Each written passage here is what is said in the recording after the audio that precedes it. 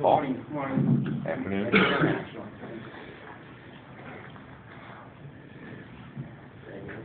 Well, can you tell us first, what were your expectations and how shocked were you? Well, I think we all, over the course of the last few weeks, have sort of sensed something was wrong with Chris. But to that end, I'm not sure any of us expected that. So, I mean, that's the recommendation of those doctors, and I know Chris is devastated, but he's certainly willing to continue to get, as I said yesterday, therapy and treatment, and we'll just see how it goes. Like right now, we want him to get better, and we'll see how it goes. Well, did the doctors think that the stick he took to the eye? I think that was probably the initial thing that started this whole process down there. And Chris had a little timeline that, first of all, he's a hockey player. He wants to play hockey. Still wants to play. But going through the timeline with him yesterday and what happened since that injury, he came back, practiced with the team prior to going to Florida, played the game in Tampa, felt like he was, just out of shape. When in fact he was still, or when in fact he was, still having some symptoms which continued. So he continued to play games, and then it came really ahead in Winnipeg where, I don't know if you guys were there, but it was, it's a smaller building, it's very loud, really a big atmosphere there, but he just couldn't deal with it. He couldn't deal with the noise, he couldn't deal with the lights, and he just felt awful. And from that point on, the process that we went through with the impact test prior to our next game against, I think it was against Carolina at home, and from that point on, he's continued to have these symptoms that are, not feeling like himself, very bad headache, he's nauseous. So that's where we're at. Paul, is this career threatening? Is this career threatening? Well, I guess you'd have to say, yeah. I don't know. Chris is 37 years old. I'm a glasses half full kind of guy, so and I hope for the best all the time.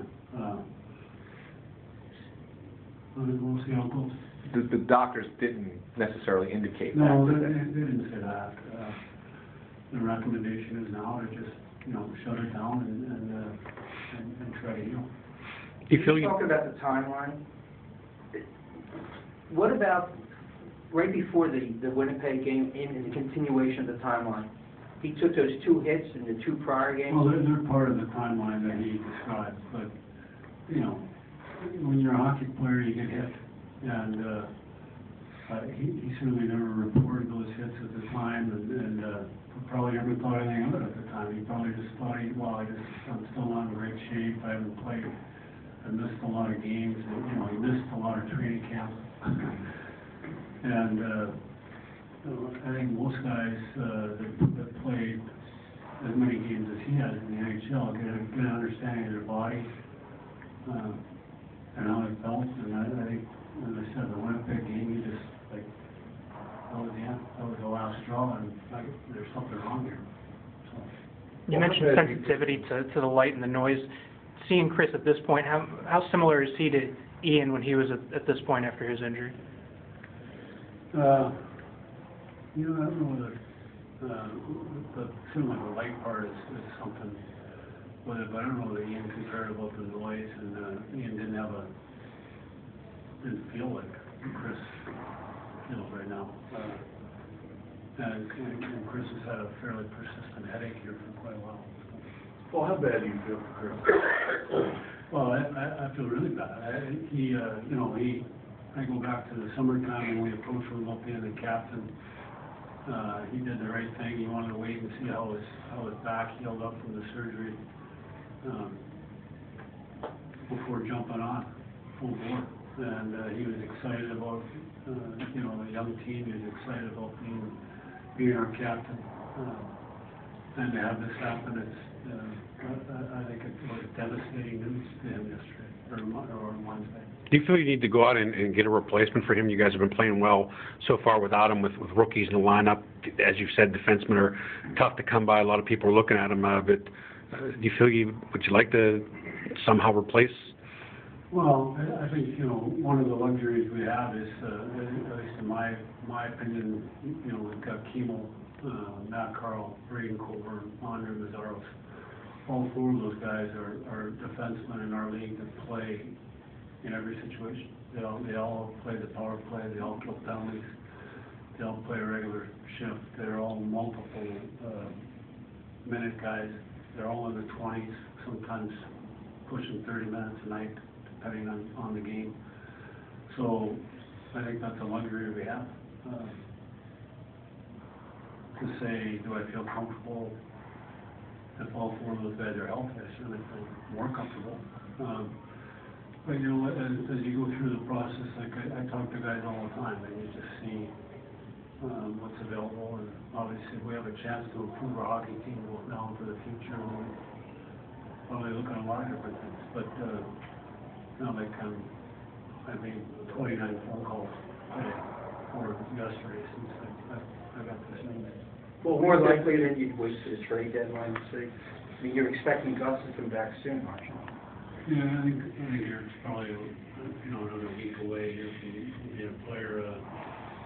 Right now we have 7 healthy guys, and I know Matt Walker hasn't played since he's been back up, but he doesn't have experience in our league. And the other kids, Kevin Marshall's played pretty good, and Connery Bordelon and more of an expanded role has played very well. So we have a trade freeze coming up here in a few days. I certainly don't expect anything to happen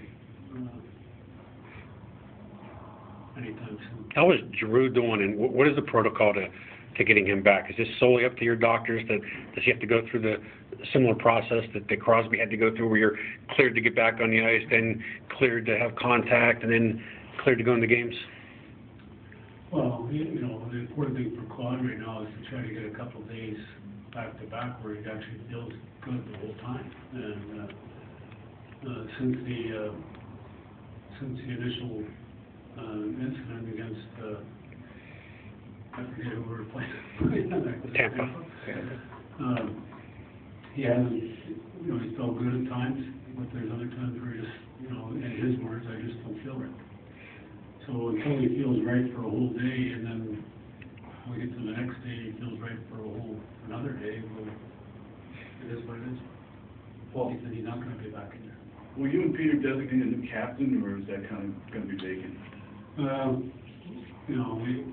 We haven't even talked about that. This came upon us yesterday. Haven't really had time to digest a lot of things. We need to maybe look at, but that's far down the list.